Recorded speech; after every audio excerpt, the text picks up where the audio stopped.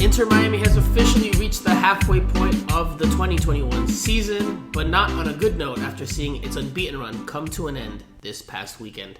Hello everybody and welcome to the latest episode of Miami Total Futbol Radio, aka Miami Total Futbol Radio. That voice you heard is of El Primo, Steve Brenner. I am Franco Panizo. You are listening to the number one podcast on Inter Miami, providing you all the news, analysis, and insight regarding the team. We also have opinions here, plenty of them, and we'll share those today. Steve, how are you doing on this fine Monday evening? Not too bad. Watched the match in sunny Parkland with a couple of friends. Dave Stelnick, longtime fan of the show, was in the house and we watched it together. And we came away just a bit meh, really, just a bit unimpressed. Not a great game, certainly for the Inter Miami persuasion, and just a kind of another backward step. I think we should just roll out the pods we do after they lose, because I'm pretty much sure the conversation, at least for the first part, is pretty much exactly the same as it has been. So there you go. Well, there have been a lot of recurring issues over this first half of the season. Inter Miami is at 17 games. That marks the exact halfway point. We will touch on that and give an assessment of this first half of the campaign. Of course, we're going to touch on this match against New York City FC, which Inter Miami lost 2-0. We'll also preview Wednesday's game against the Chicago Fire. So there's a lot to get to. We'll also have our Q&A session at the end of the pod. So, Steve, plenty to talk about, plenty to dissect. So let's get to it. Okay, Steve, so as we just mentioned, Inter Miami loses 2-0 to New York City FC at Red Bull Arena in Harrison, New Jersey. The game snaps Inter Miami's franchise record 4-game unbeaten run, and it cost the team a chance to continue to climb up the Eastern Conference standings. Inter Miami entered the night, Saturday night, in 12th place. It could have moved up to 10th place on that night, but it does not do so, and it remains in 12th place right now as we speak. This is the lineup that Phil Neville went with. He went with a 5-3-2 formation, not the 5-2-3 formation that we had seen in recent weeks, but a 5-3-2, and that had Nick Marsman in goal, Lewis Morgan as the right wing back, Kelvin Leerdam as the right center back, Nicolas Figal as the middle of the three center backs, Leandro Gonzalez Pires as the left center back, and the left wing back was Kieran Gibbs. On that first line of the midfield, you had just Gregory as the lone number 6, the destroyer, the defensive midfielder, and just ahead of him were Victor Ulloa and Blaise Matuidi as central midfielders, an inverted triangle there in the center of the park. And up top, you had Gonzalo Higuain and Rodolfo Pizarro leading the front line. Now, Inter Miami gets off to a good start in this one, a positive start. We'll touch on that in just a bit, but they end up falling behind in the 20th minute. Valentin Castellanos scores a headed finish off of a great cross from Maximiliano Morales. Inter Miami's down 1-0 at that point. Still within reach of the game, but in first minute of first half stoppage time, Kelvin Leerdam is called for a blatant handball. As blatant as the lit up guitar at the Seminole Hard Rock Hotel and Casino. You could not miss it. And Valentin Castellanos puts away the ensuing penalty kick. 2-0, pretty big hole for Inter Miami going into halftime, and they never really respond in the second half. They fight, they compete, they show some effort, but not a whole lot of great soccer, and never really get back into it. So, Steve, all of that said, what was your biggest takeaway from this defeat? What did you think about the match afterwards? Yeah, I mean, the penalty was it was unfortunate. His hands are up there. You know, you can't really do that. No, just the same old problems really. Just a bit frail at the back, weren't they? In terms of, I think the first goal, the header, someone lost him, and he managed to put it away. And then they were having a bit of a on the ascendancy. Higuain had the chance, which I've now subsequently been told was offside, but it was a good opportunity. They were starting to create chances, and it just kind of petered out, didn't it? It conceded a second goal at the wrong time, and then nothing really happened in the second half too much, did it? They tried, they sort of hung it together without really ever looking like scoring, and they were just huffing and puffing. You know, Higuain looked a little bit off it, didn't he? I think. It just was one of those nights where nothing really seemed to click into gear, don't you think? So I thought they started really well, and there was a lot of good things in those first 20-25 minutes. Yeah, it's solid. It was solid to start with. Not just from the soccer standpoint, like even Gonzalo Higuain, for example, his demeanor and attitude, a lot of hand clapping, his teammates just looked very positive, and the team just in general gave me good impressions in those first 20-25 minutes, even after conceding. Obviously, the goal, they had to do better there. Kelvin Leerdam shoulders a lot of the blame. He loses. Valentin Castellanos gets caught ball watching instead of marking the man.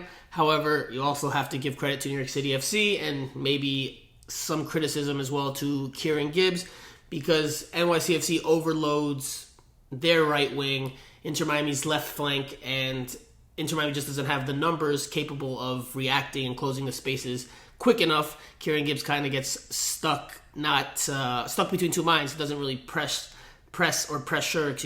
Maximiliano Morales, and Morales has all day and time to pick out that cross, and a player of his quality and caliber is going to be able to put that on someone's head more often than not with that much time allowed. So he does so. Inter Miami falls behind.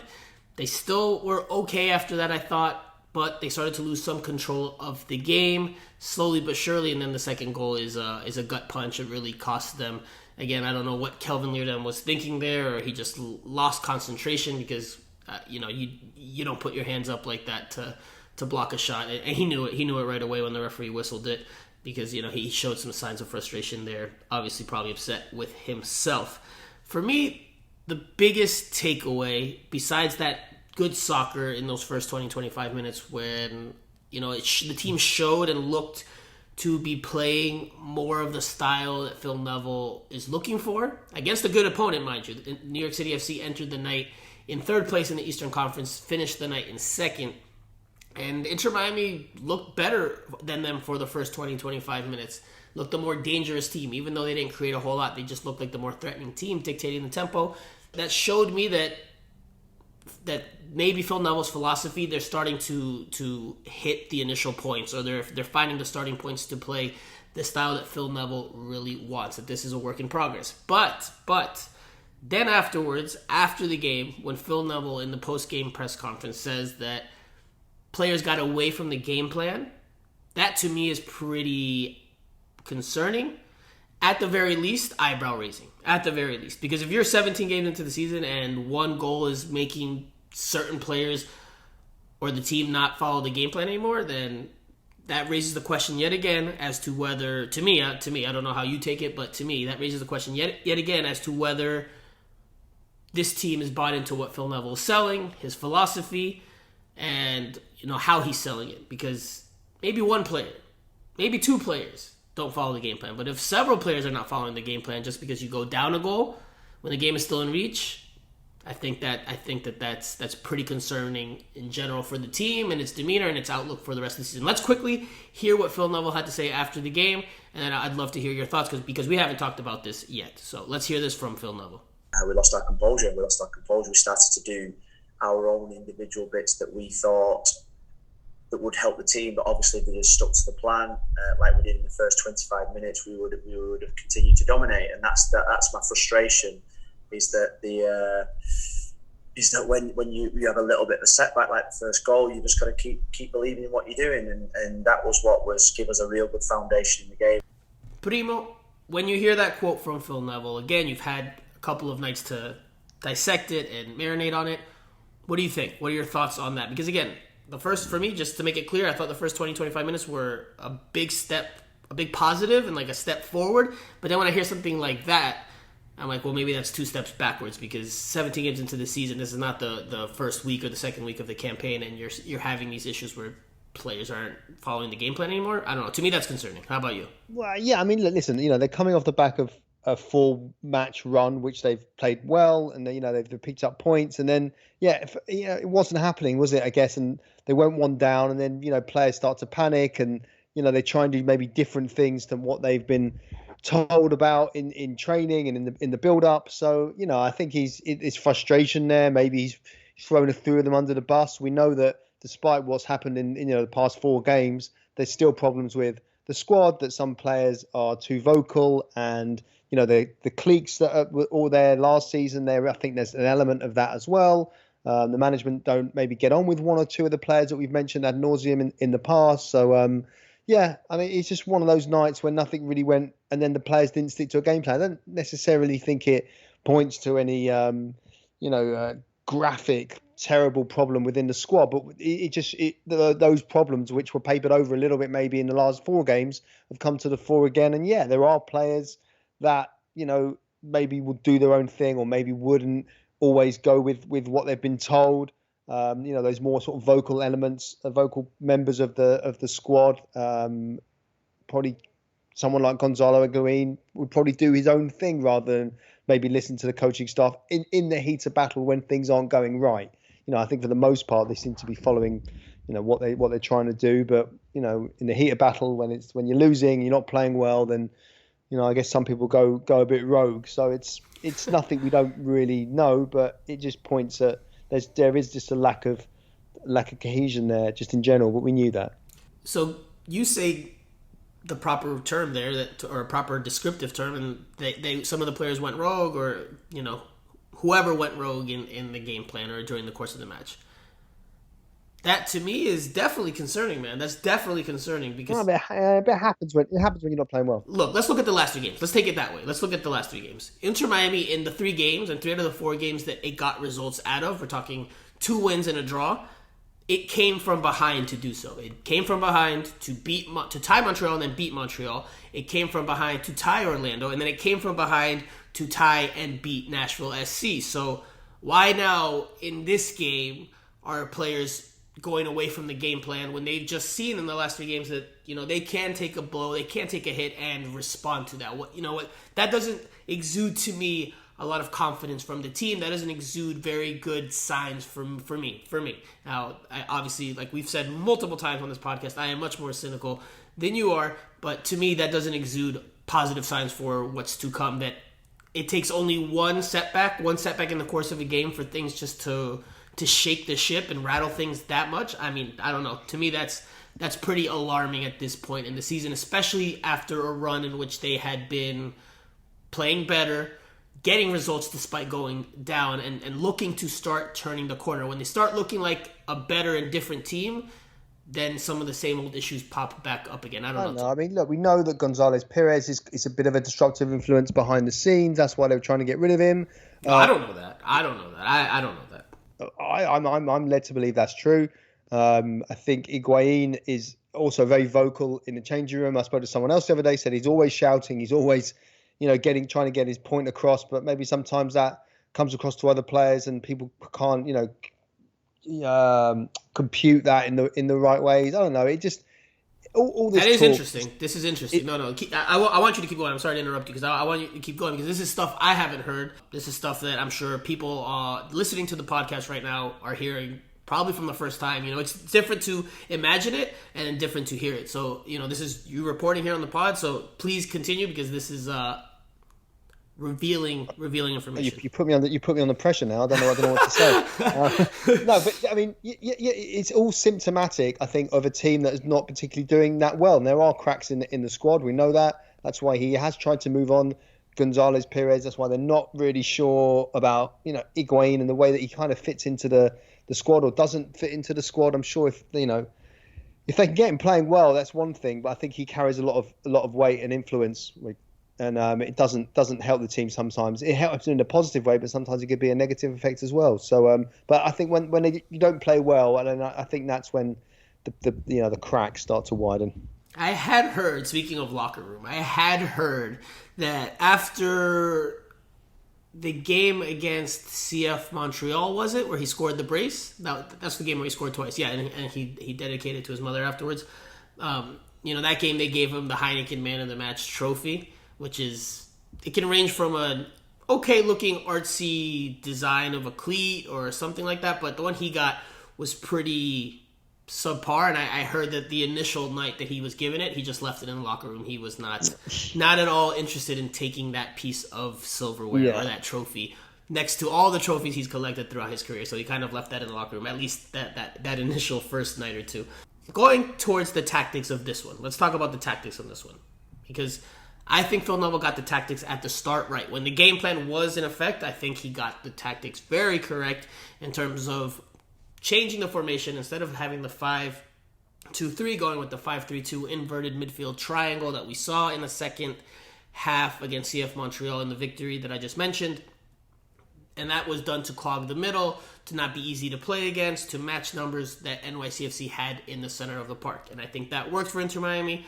I also think they were able to rightly and smartly look for the spaces in behind New York City FC's defensive line, because NYCFC plays a high line. So that means that their team is further up the field. That's the posture they normally occupy. So there's spaces in behind. So a lot of Inter Miami's success in those first 20, 25 minutes were long balls over the top. A lot of them came from Leandro Gonzalez Pires, who I thought was Inter Miami's best player on the night. I know you're not as sold on him, but I thought he was Inter Miami's best player on the night. He helped Inter Miami penetrate NYCFC's defensive third with those Route 1 hits up the field, those long balls. Found at least a couple to Lewis Morgan. Hit one that was misplayed by James Sands, and Victor Ulloa gets on the end of it before he tees up Lewis Morgan for an opportunity. I believe he also may have hit the one that finds Gonzalo Higuain streaking before the ball hits the top of the crossbar, the ensuing shot, but that play was called back for offside. I know the broadcast didn't catch that, and not even the highlight package caught that, because the highlight package includes that play from MLS, but he was offside on the play. If you watch the broadcast again, Sean Johnson takes the ball after the whistle and takes it far upfield before playing it. And even if you look online at MLSsoccer.com, it's officially ruled as an offside on that play. So regardless, Inter Miami started the game bright with the tactics. I don't know if Phil Neville got the lineup right, though, for those tactics. I will reiterate that I think the tactics used worked, and they were effective for those first 20, 25 minutes until the goal came. Things started to come undone. But I don't know about the lineup, because one, Kelvin Leerdam started in this one as one of the three center backs. He had struggles. He was at least partially, if not directly, to blame for both of the goals Inter Miami gave up. And that was one question I had before the game. I thought Christian McCoon should have been starting. We can jump into that a little bit more detail in just a moment. I also thought starting Rodolfo Pizarro in this type of setup didn't make a whole lot of sense, because Rodolfo Pizarro is a player that likes the ball to his feet. He likes to combine. He likes to check back and try to get on the ball. Not a player that likes to run in behind the defense, stretch the defense with speed, because he's not necessarily the fastest player. So if Inter Miami is going to go look for long balls and hit long balls, then I think they needed someone with a little bit more pace, like Lewis Morgan did on the right side. Lewis Morgan was Inter Miami's biggest attacking threat in the final third. He had, I think, 5 shots, and 2 or 3 of them went on target. He also had that double deflection that just skimmed past the far post. He was the biggest threat, and that's because he was constantly getting in behind NYCFC's high line. Nobody really could do that on the left side. Pizarro's not going to do that. I think there was one play in the 16th minute where he's kind of feeling the game out, trying to figure out what to do. Kieran Gibbs has the ball on the left flank as the left wing back, and he's looking to hit the ball long into space. And Pizarro, he doesn't feel the game that way. He doesn't see the game that way. So, you hear Phil Neville on the broadcast say, Rodo! And, by the time Rodolfo Pizarro tries to react and try to make that run, the defense has already reacted, and Kieran Gibbs, doesn't make that play. So I think he should have gone with someone like Indiana Vasilev there. Obviously, he doesn't give you maybe the experience or the quality that Rodolfo Pizarro possesses, but in terms of speed and in terms of this game and this game plan, I think he would have been a better fit as well. What are your thoughts? Yeah, I guess Vasilev probably would give the team more of an outlet. I guess he's more energetic. It's just difficult, isn't it, when you're sort of looking for a goal threat, or you need to score goals. There's only really one guy you're looking at, and it's Gonzalo Higuain, but yet he's not as mobile as he was, and I guess that then impacts the rest of the team. Absolutely. Whereas, if he would have gone maybe with a bit more of a dynamic sort of lineup, then you're sort of sacrificing goal threat for the potential of probably stretching the game late on, or I don't know. It's difficult. Again, it's like we say, we keep going round in circles, but it's just a lack of options, isn't it? Because I think they're losing faith in Carranza, or have lost faith already, and then you're not left with a hell of a lot, really, are you? I mean, Robbie Robinson maybe up top, but Lewis Morgan's not in great form. He kind of flickered on Saturday night, didn't he? But he hasn't consistently produce the kind of performances that he produced last year. Yeah, no, I mean, I agree with most of what you said, but in terms of this game plan, if you're going to have Gonzalo Higuain up there because of the quality he possesses and the finishing abilities that he has, and you're going to play this game where you're going to hit long balls up the field, then you need some speed out there to help you with that, because Gonzalo Higuain, it's clear as crystal. It's been clear as crystal since he arrived in MLS. He's not a player that will stretch a back line. He doesn't make those runs into space over the shoulder of center backs. He just doesn't have the speed, doesn't make those runs anymore, barely. So he likes to have the ball at his feet and try to dictate play from there. So I think that makes it even all the more important to have someone with speed next to him in the front line if you're going to play a game plan such as the one Inter Miami tried to on Saturday. I think, again, Indiana Vassilev should have started over Rodolfo Pizarro.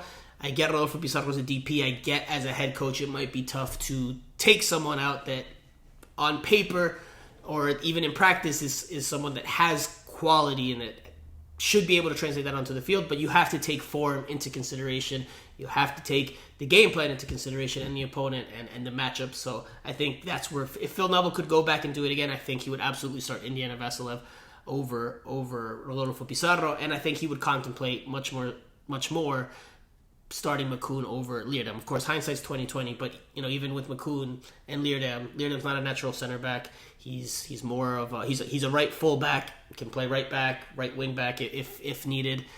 Has played some center back as of late, but it's not his natural position. We saw that clearly with the two goals or the two plays that led to goals on Saturday, and I think Makoun has had a little bit more time at center back. Also not necessarily his natural position, but has played there more and looked really good against Nashville SC in that 3 center back lineup. So, Steve, switching gears, we're at the halfway point of the season. Inter Miami's in 12th place with a 4-9-4 record. Now, they just came off a somewhat decent run, 4 games unbeaten. Obviously, that changes with this last result, but they're still in 12th place. They were 8 points shy of the playoffs as of Saturday night, but that changed with Sunday's results. Inter Miami is now 10 points behind CF Montreal for the 7th playoff spot, the final playoff spot. Inter Miami does have a couple of games in hand over most of the opponents in the East, but things, again, are not looking all that bright, even with the recent improvements, because they have 28 goals conceded. That is 4th worst in the Eastern Conference, and they have 15 goals scored. The worst output in the East and the 2nd lowest in all of MLS, just ahead of expansion side Austin FC. So, Steve, we've had 17 games to assess this Inter Miami team, this 2021 side with Phil Neville as head coach. What is your assessment of how the team has played up to this point? You're not going to ask me again what would happen if Diego Alonso was still in charge. Hey, I didn't ask you that. That was a question. Checker. That question came from the Q&A session. I didn't ask you that, my friend. All those questions should be banned from now on. No, I mean, I'm sure if ever we got Phil Neville on here, he'd say that it's, they're trying to rebuild. It's been slow going.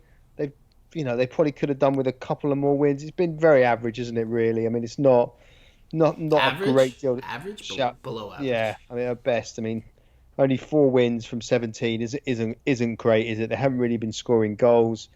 Only 15 goals, which is the lowest certainly in the Eastern Conference by at least 3. Cincinnati, even Toronto scored 24, but they've led in 40. So at least Miami haven't been letting in too many, like a bucket load of goals. But they can't score. That's the problem. 15 goals from 17 games is not a good return, is it?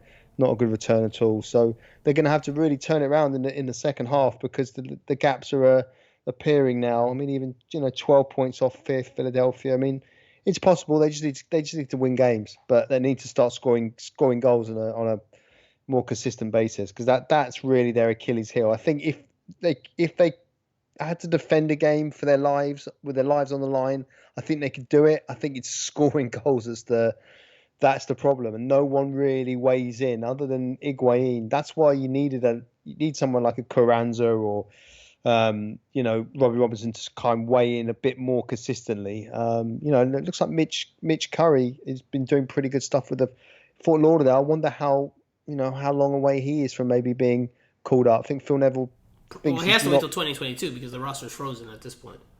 Right. But I mean, I think even Phil Neville concedes he's probably not ready yet. But that's in the future to bring someone in like that would be, I think, could be an option. Because they're going to have to get Carranza off the wage bill anyway. I would have thought. Not that I wouldn't have thought he's worth too much, but they need to find goals. Well, this was something I asked Phil Neville about. I don't know, after week 2, week 3, maybe around week 4. Because I saw that there were issues in the attack. They weren't generating a whole lot. And Phil Neville at the time said that he wasn't overly concerned, that there's enough quality in the attack that he thought it would sort itself out. But it has not. It has not. For a lot of reasons that we've talked about. Gonzalo Higuain not being enough versatile of a threat up top, even though statistically speaking he has done well. The the roster construct, it's not necessarily a great team. There's not a whole lot of athleticism on this team in a league where athleticism is pretty important. So there's a lot of reasons why they're not scoring. They're also not finding the back of the net off of set pieces. They have yet to score off of a corner kick this season. So the attack is in a bad way. And I don't know what the solution is, because Inter Miami, when it left itself more open defensively to try to find goals, didn't really get a whole lot and was giving up a whole lot more.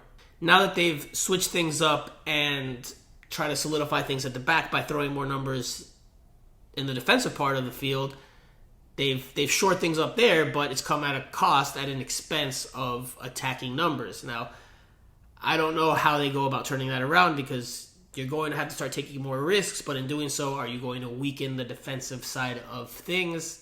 Balance is key in soccer. Balance is key in football. Inter Miami is very unbalanced, and finding a solution at this point in the season with no more reinforcements on the way is Phil Neville's job, but it's definitely a tricky challenge. Steve, let's quickly listen to what Phil Neville said after the game about his assessment of where things stand at the halfway point of the MLS season. Well, I don't think it's anywhere near where we want it to be. Even though the last 2 or 3 weeks have provided a little bit of positivity and good feeling, we're nowhere near we want to be, nowhere near the level of consistent we need to be. And the players know that, I know that, the whole club knows that. We're taking baby steps, and we're now approaching the moments in the season where we've got to put our foot down on the gas. It's there for us if we want it. It's not as if we are in a position where it's impossible. It's there for us if we really, really want it. We really, really need to want to put the hard yards in. And if we do, we're successful. If we don't, then we'll continue to be inconsistent. We'll continue to suffer like we have done in the first half of the season. Steve, Phil Neville was very real there. He was very honest about where things stand. Clearly not where Inter Miami thought they would be or would like to be. Far from it. This is a team that Jorge Mas said back in February when we spoke to him at the jersey unveiling, they wanted to be a top 3 team in the Eastern Conference. Clearly, that's not happening. What is your outlook for this rest of the season, Steve? And I know you're probably going to say, well, they could do it. Just like Phil Neville said, they can do it if they really want to. If they really want it, it's there for them. But what do you think happens? What's your perception, or what is your outlook on Inter Miami? Does this team make the playoffs? Does this team finish above the playoff line? Because if we go back to the preseason predictions, you and I both said Inter Miami finished 7th, just above the playoff line, and made it into the postseason. Does Inter Miami reach the playoffs, Steve? Yes or no? Why or why not? I think it's going to be very similar to last season. I think it's going to go to the wire, and they're going to sneak in but it's not going to be pretty, and it's going to go right down to the last game, and purely for the fact that I just don't think there's much to choose between any of the teams. They're all sort of they're all samey. I can't see where one team is amazingly brilliant than the other. I mean, they beat Montreal the other week. Montreal had been Nashville. Nashville had been on a great run, hadn't they? And Nashville turned up and they weren't anything particularly special. So I don't think you can't look at the top 8 now and say they're million miles away from Inter Miami are a million miles away from competing with them. They're not. I just don't think they have the right personnel, and it just makes it very, very difficult. But can they sort of turn it around and sneak in? Yeah, well, absolutely. Why not? Got to be positive in life. I like to be realistic in life, and I'm going to say yes, it's there for them. It's possible that they make it, but if I'm predicting today and I'm putting myself out there, I say no, Inter Miami does not make the playoffs. I don't think that they have what it takes, just especially in the attack. I don't think they're going to have enough. They're not going to have enough. I think Robbie Robinson, if he can stay healthy, gives him a major boost and a big threat that helps the attack out by and large, because he gives them that speed that they by and large miss. Lewis Morgan has some of it, but he's only one player. So if he can stay healthy, that helps them during this second half of the campaign. But I would disagree with that. I would say up until 7th and 8th place right now is the Columbus Crew, the defending MLS Cup champions. Inter Miami, there's a big gap between Inter Miami and those 8 teams, for me. After that, 9, 10, and 11, Inter Miami, to me, is interchangeable there. If it makes a push, it can compete for those spots. But for 7 and above, which is where the playoff line is, I think that's too big a gap, too big of a bridge for them to jump this season with the team that they have and the issues that they have. Now, what would help Inter Miami tremendously in terms of being able to push for a playoff spot is winning games at home. And that starts this week with the Chicago Fire and Toronto FC, 2 teams that are in the lower half of the Eastern Conference, 2 teams that on paper you need to beat because they're, especially Chicago, they're direct rivals for those final playoff spots. So very important to start winning games at home. Inter Miami's only done so twice this season, but the good news is that both of those times have been in the recent weeks. Steve, let's leave it there for now. We're going to dive into the Chicago Fire game on Wednesday after this quick break. And we're also going to touch on Matias Pellegrini, who played for Estudiantes this weekend, his first game since returning to the team. And he also talked about Inter Miami. So we'll touch on that as well after this. You know, the importance of the 2 home games, they're with clubs that are in and around us in the conference. So there's no time to mope. There's no time to point fingers or start blaming and criticising. It's time just to. This league is brutal, where you just got to lick your wounds and move on. I've seen it with other teams. You know, they lose a game, they then go on another 4-game unbeaten stretch, and that's what we've got to do. We've got to bounce back now. We've got to show we can take this disappointment and move on to Wednesday night. Okay, Primo, before we jump into this week's first game, let's touch on Matias Pellegrini, who this weekend made his first appearance, as I mentioned before, for Estudiantes since returning to that team on a 1-year loan. He came off the bench in the 67th minute of a then scoreless game against Argentine giants, South American giants, Boca Juniors, and he was on the field to help Estudiantes pull off a stunning 1-0 victory. Pretty good start for him in his life back in Argentina after a tough and tricky first 8 months of the year, 7 months of the year, because of the situation he found himself with Inter Miami, which we know about by now. Steve, he also did a press conference last week before the game, and he briefly touched on some things regarding Inter Miami, mostly about Estudiantes, because it was obviously a press conference in Argentina. More people were asking him about his return, not necessarily about Inter Miami, but there were a few questions. He did say some things about the team, including that he thought he was off to a good start this year before everything that happened with the Midseason investigation and the sanctions that led to him having to be bought out and not eligible to play this MLS season. Let's just touch on one of his quotes here. And again, this is what Pellegrini said last week in a press conference. Quote, "This year I felt like I started preseason incredibly. I felt very good and was playing really well in the friendlies. Then what happened afterwards happened, unfortunately. But I see the experiences as a good one. The soccer there is played distinctly with lots of transition in which the ball goes back and forth all the time. You have to be very good physically because the players flat out fly, and I think that is what proved most difficult for me when I arrived." End quote. So a couple of things to touch on there. Thought he started the year well, didn't get the opportunity to show that. Also touched on difficulties maybe he experienced in 2020 when he wasn't playing well and he was getting criticized as a young DP for not performing.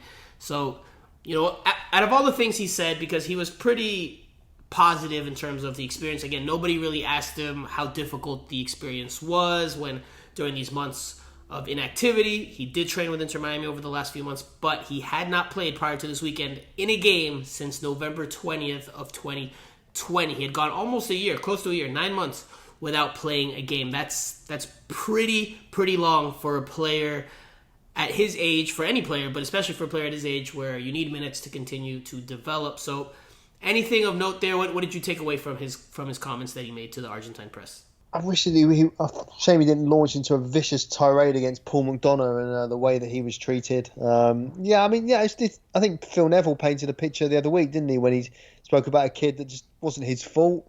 He didn't do anything wrong. He just wanted to play and make an impression, and was denied that because of what had happened previously, with the front office and what they did. So I think, you got sympathy for him. It's wasn't his fault.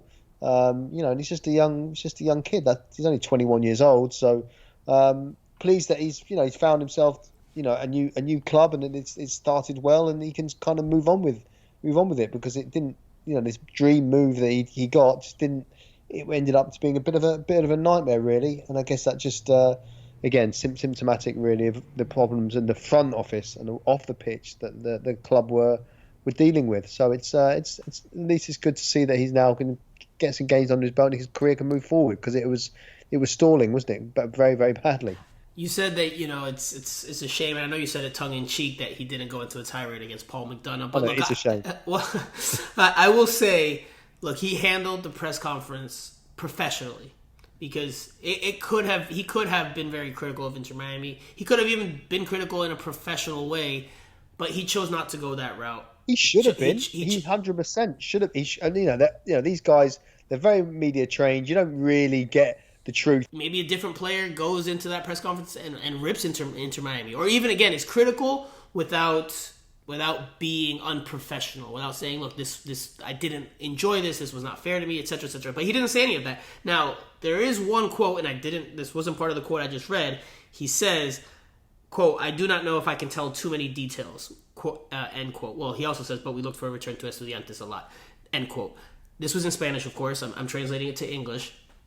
But that right there, to me, if he doesn't know if he can say too many details, then I'm sure he's been told from his agent, from Inter Miami, hey, look, don't try not 100%.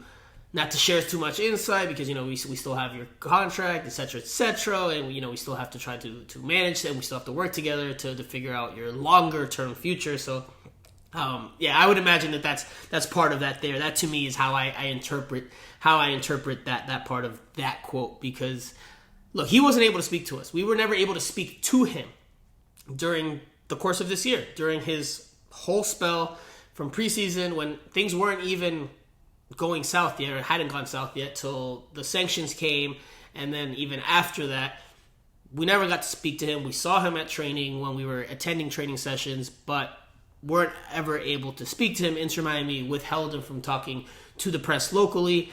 Not the first time they've done something like that, and that is a criticism we share and we have had as media members, because you can't just put players up to speak when it's all fine and rosy and dandy.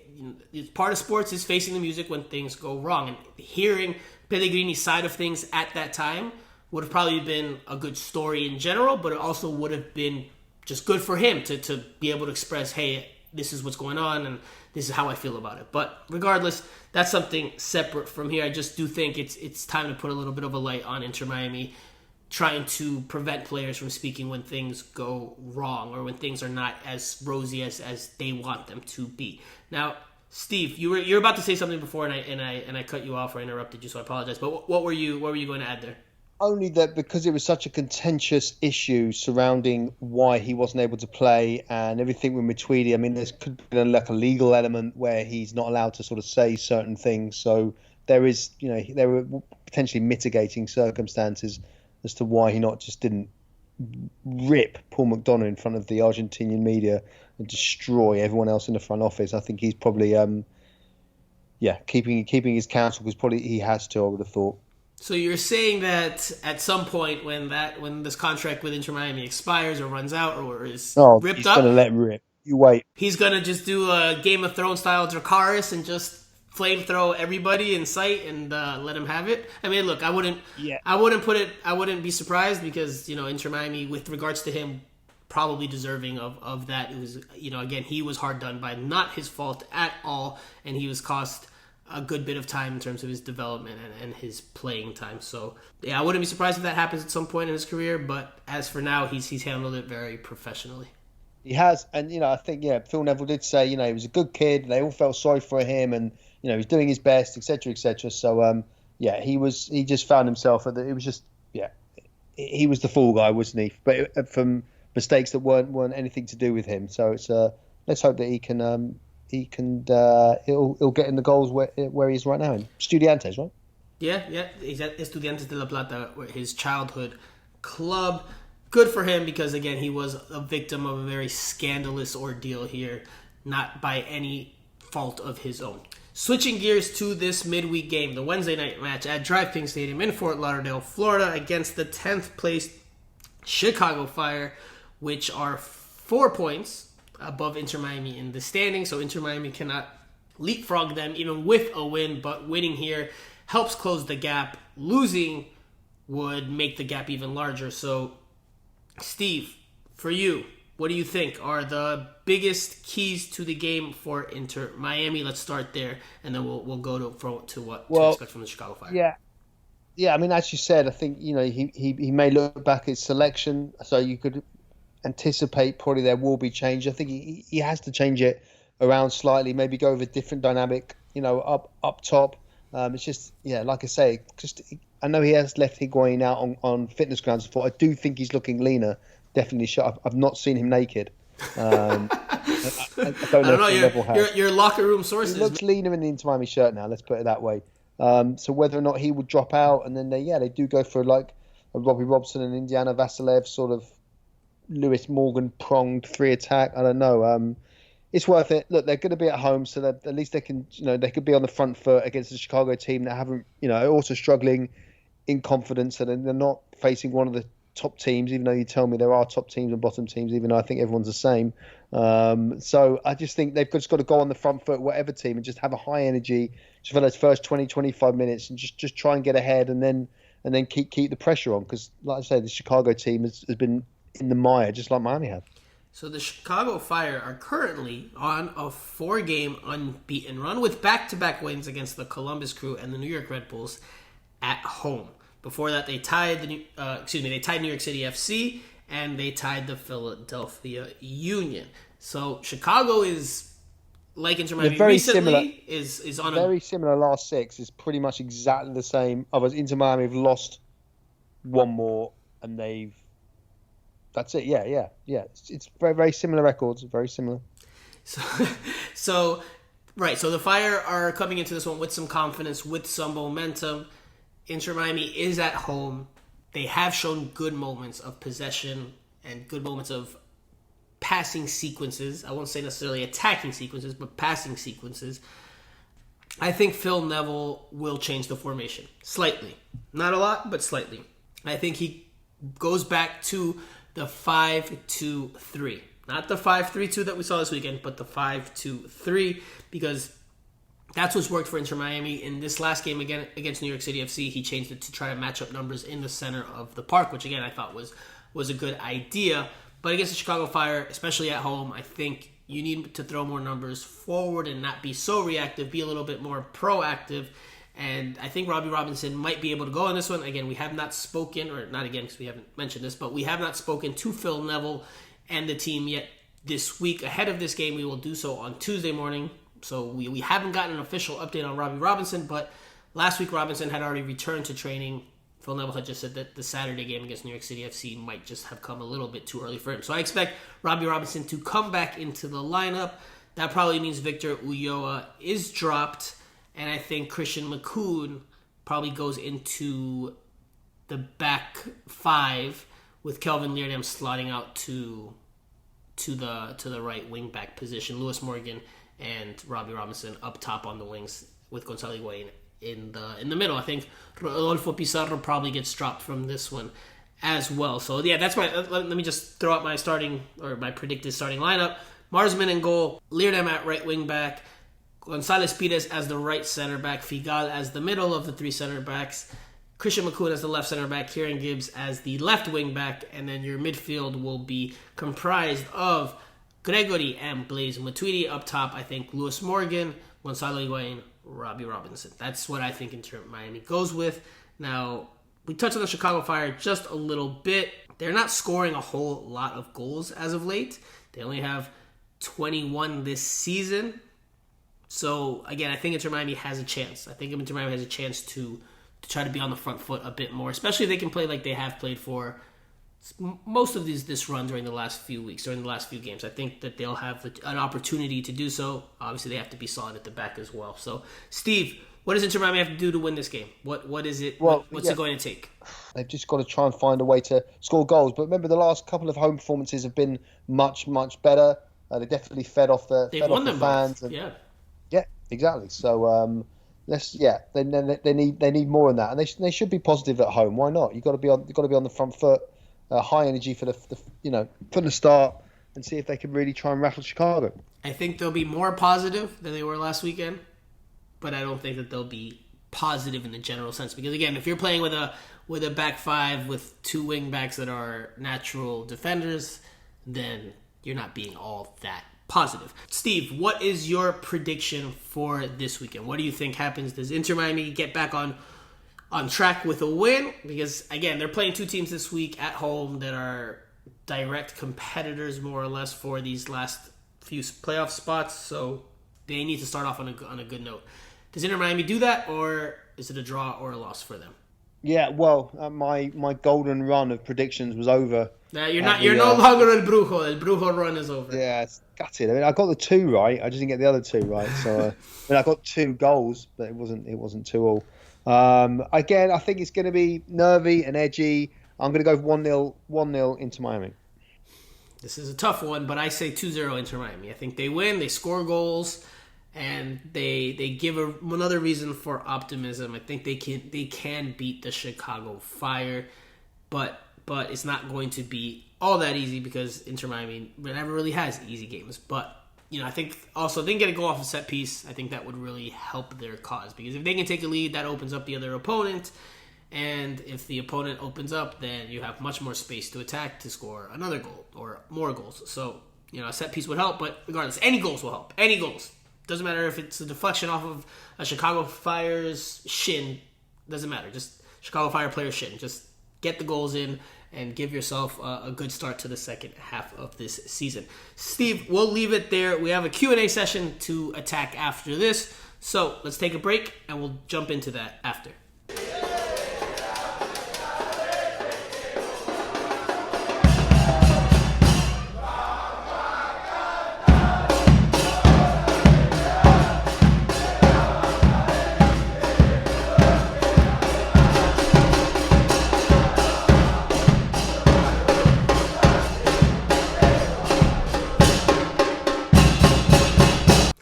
Primo, Q&A time. Let's jump right into it. First one comes from Elderbar, and he says, the subs were horrible, worse than the starting 11 versus New York City. I love Morgan, but I feel he needs to come in as a sub at this point. He's not as effective and too predictable. Thoughts? And do you think, this is the second tweet, and do you think that what we saw versus Nashville is the best this team can reach? Primo, do you want to start there, or do you want me to start there?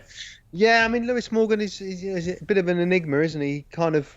We wanted to return to the form of last year. I don't think, maybe the team aren't functioning. Well, I can't say the team were functioning that well last year. They were terrible last year as well, weren't they? But he's lost a little bit of that zip, maybe a bit of confidence. I thought there was little sparks on Saturday night. Yeah, but I mean, give him a rest and bring someone else in. It's just, could he come in for Vasilev potentially? Maybe that's possible, but.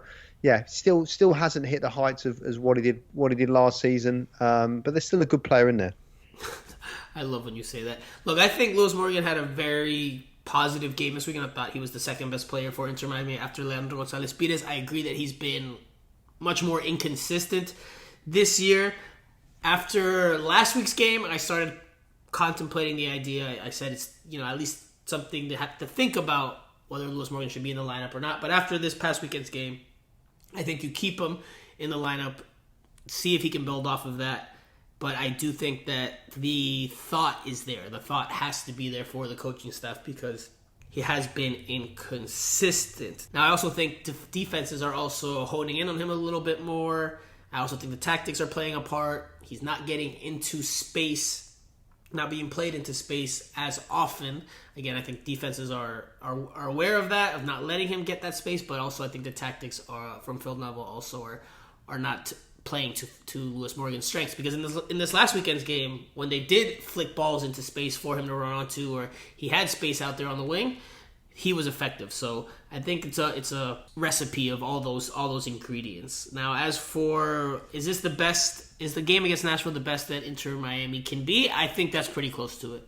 I think that's pretty close to Inter Miami's best. The first half wasn't amazing, but they were the better team, and then in the second half, they give up a goal on a set piece, not from the run of play, just on a set piece, and they were on the front foot for much of the game as Nashville tried to close it out. So I think that's more or less as good as it gets for Inter Miami with this group this season in terms of the level that they can hit.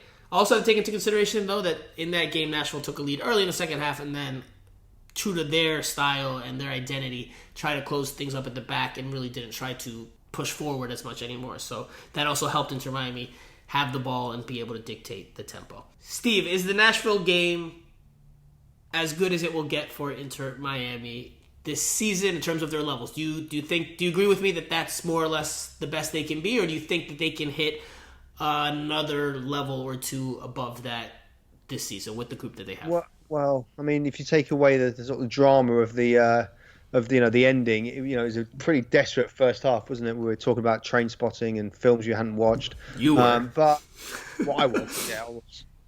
But then the second half, they showed more what they were about. So they have to do that on a consistent basis and do that for 90 minutes rather than just 45. Nashville came into the game unbeaten. They were on a good run. They were hard to break down. They were cancelling each other out. All that kind of stuff. So they just need, can we see a performance that from the opening first whistle to the last, where they just dominate a team, they win 3 or 4-0, and everyone's delighted, whereas you're sort of biting your nails, worried right until the last second before Vasilev scored the winner. So just want a consistent sort of performance over the whole 90 minutes rather than just fits and spurts. But we'll take anything right now, and even if that's a win and an awful performance, and so be it. Sustaining it is key. Sustaining the high levels of performance is key. Okay, next question comes from Lewis, and he has a remark, not a question. He even says that at the end of his 2-tweet comment, and it says, "The problem with Morgan is that he's making and winning the lane he is in, but has to extend his run because no one closes in on time. This allows defenders to get back.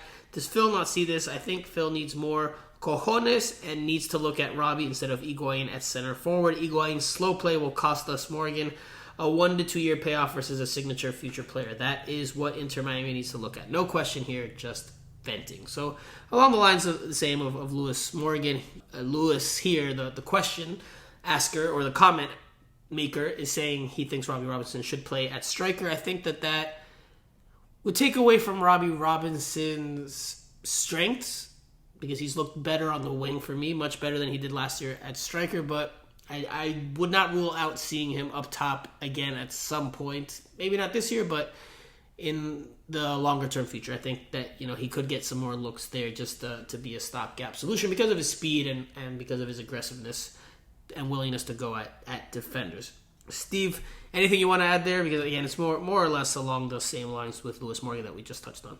Yeah, I mean, he's a big guy, isn't he? So he can put himself about. I'm sure he's working on his physicality, and he can sort of cause problems up there with his running, into spaces and stuff like that. So you touching on Robbie Robinson here?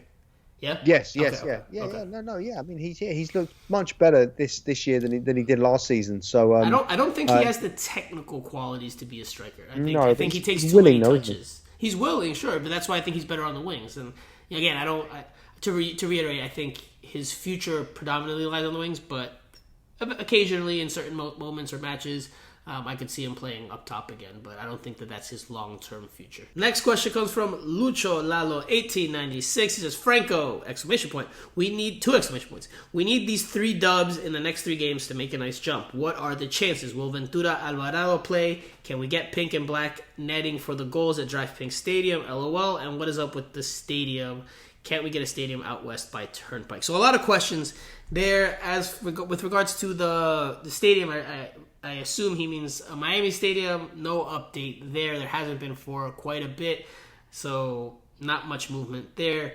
Steve, what about the other question? What are the chances that Inter Miami gets 3 W's in the next 3 matches? We know that they play the Chicago Fire on Wednesday, Toronto FC on Saturday, and then they play Orlando City away at Exploria Stadium in the rivalry match, the Sunshine Clásico, El Clásico del Sol, next Friday. They just played them. Yeah, they play them again next Friday. Oh, so, I'm going to write to Don Garber and complain about this. No. Not a fan of the scheduling. Steve Brenner is. Okay, Steve, can Inter Miami get 3 wins in those 3 games? 9 points. I mean, anything's possible. I wouldn't have thought so. I think if they can get, out of the next 9 points, if they can get 6, I think that would be a good takeaway. And I think anything from Orlando is a bonus. But we saw last time that they more than competed with them, didn't they? So they were nothing to. I think they'll definitely have confidence from those 2. But I think the focus definitely on those two home games, 2 winnable home games against teams that are in and around them in the standings. They're the key ones. If they can't get 6 points out of those 2 games, then it's going to be really, really tough, isn't it? Is 6 points the bare minimum you think they need, or would you take 5 over these next 3 games? Yeah, I mean, 5 means 3, a draw, a win, a draw, and a draw. That's not terrible. I mean, yeah, a win and 2 draws, that's not bad. I think two wins and then some bonus points in Orlando, I think would be good. I mean, that would be much better, of course. I think 5 points is respectable. 6 would be great. Anything less than 5 in a week where you play 2 home games, I think that then you're making it pretty tough on yourself. But that's just me sacando la calculadora, taking out my mental calculator there. And as for the other 2 questions that Lucho Lalo asked, will Ventura Alvarado play? I think we might see him. I think we might have an opportunity to see him during this next busy stretch, at least in some way, shape, or form. Probably not as a starter, more likely as a substitute, but I think in some way, shape, or form we'll see him over this next stretch. And can Inter Miami get pink and black netting for the goals at Drive Pink Stadium? I think that's a great idea. Lucho Lalo, if they end up doing that, we'll give you full credit, because when teams do that and they add the color, their team color to the net, or their team colors, I think it's a nice little touch. Something so small and subtle, but a nice little touch in my opinion. Next question comes from Tweeter. The next 7 games are the perfect opportunity for Inter Miami to move up the table. Toronto and Cincinnati have fewer points than us. New York, Red Bull, and Chicago are slightly ahead, and Columbus are 2 points from a playoff spot. Orlando away would be the most difficult match. How many points do you think we will earn? I'll hope for 15. 15 from 7 games. Steve, I ask you, saca la calculadora, do the math. From the next 7 games, how many points should Inter Miami be hoping for? Obviously, they want maximum points, but let's 21. 21 points is the maximum. Well, look, I mean, like we said, they've just got to try. You got to look at the matchups. You got to look at the matchups and see, do what you think is realistic. I am getting my abacus out right now. Okay, while you do that, I will. I imagine you're going to look at the schedule, because I'm looking at it right now. They've got Chicago, Toronto, Orlando away, Cincinnati away, Columbus at home, and that gives you 3, 4, 5. Toronto away and Red Bulls at home. That takes you through September 17th. Yeah, I mean, it's not. I don't fancy them against Red Bulls or Columbus, but I fancy them against everyone else. So you're saying 12 points? 15 points maybe. So you're saying same as Tweeter. You're saying 15 points. I think they'll beat Chicago. They beat Toronto. They're probably losing at Orlando. They may sneak a win in Cincinnati. Probably lose to Columbus. Then play Toronto again. I mean, yeah. I'm going to say. The games are running out. 10 points. 10 points. I think they get 10 points. Right now they have 17. For them to get 15, they'd be almost doubling their output right now. And they are playing some of the worst teams in the East, some of the teams that are right next to them, but it's yeah, I still with their issues that they have, I still don't see them just rattling off victories just like that. So I'll say 10 points. 10 points. That was a lot of math. My head kind of hurts a little bit. See, this is why I stuck to journalism and words. You're a words man. Not numbers. Yeah. I mean, I am putting myself in the listener's spot right now, and I can imagine them trying to do the math. It's like that meme of Alan from The Hangover where he's just like calculating all the cards and stuff. Right. Yeah, it's a lot of numbers. That's why they say in Spanish, saca la calculadora. I love that phrase when they say that. It's made with like, tongue in cheek, but it is pretty accurate when you get to these points of a season or of a campaign. Next question goes from Lloyd Halebrun. If their new tactic is 5 in the back and playing long ball over the top, doesn't that decrease even further the numbers in the attack? And don't we need much more speed up front for that tactic than we have been fielding with Gonzalo and Pizarro? Lloyd, thank you so much. This is what I was saying during the first the first segment of this week's pod, is that if you're going to play long balls, you need to have fast players. It does not make sense to have players that are slower, and don't stretch defenses if you're going to pump in long balls on a regular basis, because then you're going to be hitting balls to nobody. So I agree with that. As for, does the 5 in the back equal less numbers in the attack? Yes, it does. And that's what's helped Inter Miami be a little bit more solid defensively, not give up as many goals, have more chances to compete, and be able to take games late. But I think with the situation that they're in, maybe not right now, but over the course of the second half of the season, I think Inter Miami is going to have to start taking more risks. Phil Neville's going to have to start maybe trying to be a little bit more attack-minded, because if you're going to stick to being defensive-minded, I don't know if that's going to get you close to where you want to be. It might keep you in the hunt longer, but you might not get there. I don't know. Those are just my thoughts. Steve, what do you think? The problem is that with Higuain up front and he's not getting the ball, he kind of then drops deep, and that kind of ruins their sort of flow and their formation, because there's no one actually up top, because he's so far, he's so deep trying to pick up the ball and do things, and that, I guess that comes with the fact that he's just not as mobile as he was, and just hasn't got the pace to unsettle teams. Whereas if you had someone like Mbappe, on the last defender. What? I'm just saying. What? Mbappe, we went from... No, but I'm just saying, if you had someone of his amazing pace, he would just hang on the shoulder of the last defender, and you just knock the ball over the top. And defenders would be so scared about him beating them that would cause, he'd just run onto the balls all the time. And they obviously don't have that you don't have that outlet right now, with Higuain. It's not the way that he plays, and it kind of, I guess, sort of dilutes the way that they're trying to play, if you get my drift. No, I get what you're saying, more or less. I think it's not necessarily my preference in terms of a soccer playing standpoint, but maybe it's worth looking at. Maybe it's worth trying, although at this point, trying to tinker with things, I don't know how much you want to do that, but maybe playing Gonzalo Higuain as a false 9 and having Lewis Morgan and Robbie Robinson attack the space in behind and trying to have Gonzalo Higuain play make a bit more. I think maybe that could be a look, maybe, but I don't know if experimenting at this point in the season is necessarily the right call. I think that's also a criticism that could be had of Phil Neville and the entire team, is that we've seen a lot of different looks this year, a lot of different formations. I think part of that is Phil Neville trying to find his best group, his best starting lineup.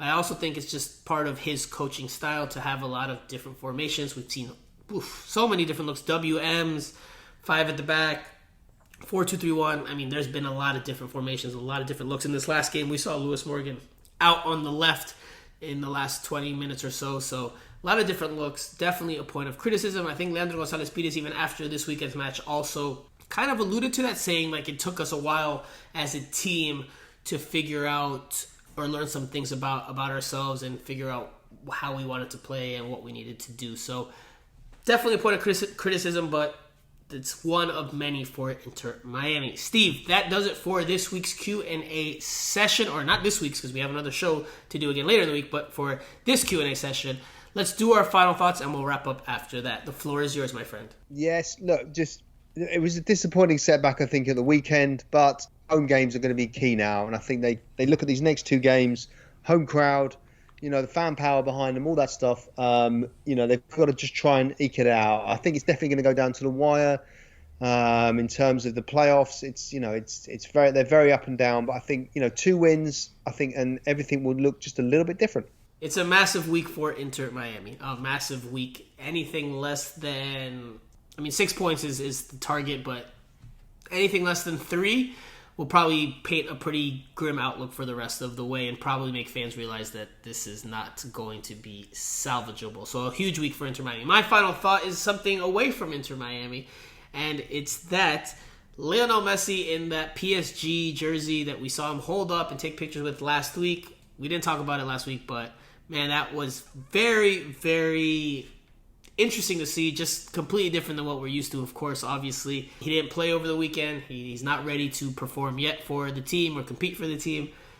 But it was definitely a bit of a surreal image to see him in a different club jersey. So we'll see how he does this season with PSG. I'm looking forward to seeing him in that MNM front line if Mbappe stays. Messi, Neymar, Mbappe.